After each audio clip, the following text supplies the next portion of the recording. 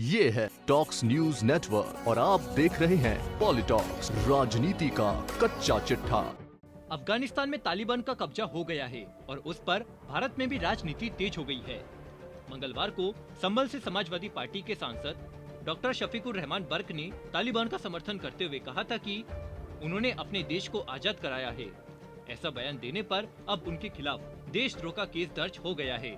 तालिबान के अफगानिस्तान पर कब्जे की तुलना भारत की आजादी की लड़ाई से करने वाले संभल से सपा सांसद फंस गए हैं। संभल की सदर कोतवाली में भाजपा पश्चिमी यूपी के क्षेत्रीय उपाध्यक्ष राजेश सिंघल की तहरीर पर सपा सांसद बर्क के खिलाफ केस दर्ज किया गया है।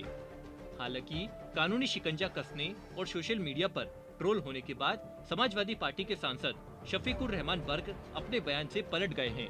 बर्क ने कहा कि मैंने ऐसा कुछ नहीं कहा, वह इस मामले में सरकार की पॉलिसी के साथ है, लेकिन अब बीजेपी इस मामले को लेकर हमलावर है और यूपी चुनाव से पहले बीजेपी को एक बड़ा मुद्दा हाथ लगता दिख रहा है।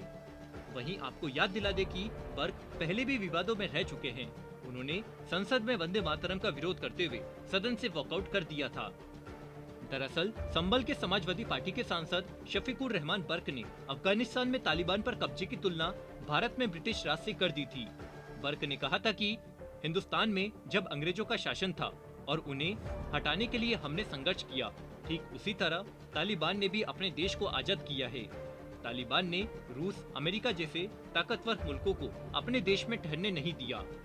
जानकारी के मुताबिक तालिबान का समर्थन करने पर सपा सांसद बर्क और सपा कार्यकर्ताओं के खिलाफ गंभीर धाराओं में केस दर्ज किया गया है। संभल के एसपी ने बताया है कि ऐसी सूचना मिली थी कि उन्होंने तालिबान के लड़ाकों की तुलना स्वतंत्रता सेनानियों से की थी, इसलिए उनके खिलाफ आईपीसी की धारा 153A, 124A और 295A के तहत केस दर्ज किया गया है। सपा सांसद के अलावा 2 अन्य लोगों पर भी ऐसा ही बयान दर्ज किया गया है, जिन्होंने इससे मिलता जुलता बयान दिया था। वहीं कानूनी शिकंजा कसने के बाद सोशल मीडिया पर ट्रोल होने के बाद समाजवादी पार्टी के सांसद शफीकुर रहमान बर्क अपने बयान से पलट गए। सांसद बर्क ने बयान जारी करते हुए कहा कि मैंने ऐसा कोई बयान नहीं दिया, ये बिल्कुल गलत है। मैंने कहा था कि मैं इस मुद्दे पर कुछ नहीं कह सकता। उस मुल्क से या तालिबान से मेरा क्या संबंध? मैं न तालिबान के साथ हूँ, न मैं उसकी सराहना करता हूँ, न मैंने इसके संबंध में कोई बयान दिया। सपा सांसद बर्क ने कहा कि वह इस मामले में सरकार की पॉलिसी के साथ है।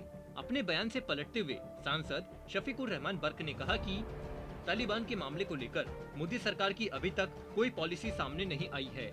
तालिबान के मामले में सरकार की जो भी पॉलिसी होगी हम उसके साथ हैं। साथ ही सपा सांसद शफीकुर रहमान बर्क ने मोदी सरकार पर निशाना साधते हुए कहा कि मोदी सरकार में मुस्लिमों के साथ जातीय हो रही है, लेकिन फिर भी मुस्लिम मुल्क के साथ है।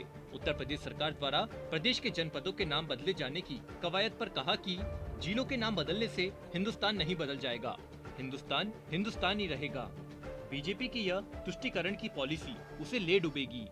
सपा सांसद शफीकुर रहमान बर्क के बयान की आलोचना सीएम योगी आदित्यनाथ ने भी की है। योगी ने कहा कि मैं एक पार्टी के सांसद का वक्तव्य सुन रहा था, वह तालिबान की बड़ी बेशर्मी के साथ समर्थन कर रहे थे, यानी उनके बर्बर कृत्यों का समर्थन कर रहे थे।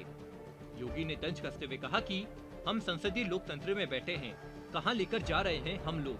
हम ऐसे कृत्यों का समर्थन कर रहे हैं जो मानवता के लिए कलंक है। डिप्टी सीएम केशव प्रसाद मौर्य ने भी सपा सांसद पर हमला बोलते हुए कहा कि समाजवादी पार्टी में कुछ भी हो सकता है।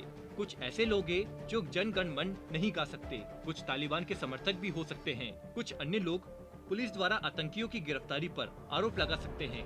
यह तुष्टीकरण है। वहीं बीजेपी ने सपा सांसद डॉक्टर बर्क से सार्वजनिक तौर से माफी मांगने को कहा था। बीजेपी ने कहा कि भारत के स्वाधीनता संग्राम सेनानियों की तुलना तालिबानी आतंकियों से कर सपा सांसद शफीकुर रहमान बर्क ने देश के लिए अपना बलिदान करने वालों का अपमान किया है। यह इनकी मानसिकता दर्शाता है और इस अपमानजनक टिप्पणी के लिए सपा और सांसद को सार्वजनिक रूप से माफी मांगनी चाहिए। PoliTalks bureau, UP. ये है टॉक्स न्यूज नेटवर्क और आप देख रहे हैं पॉलिटॉक्स, राजनीति का कच्चा चिट्ठा।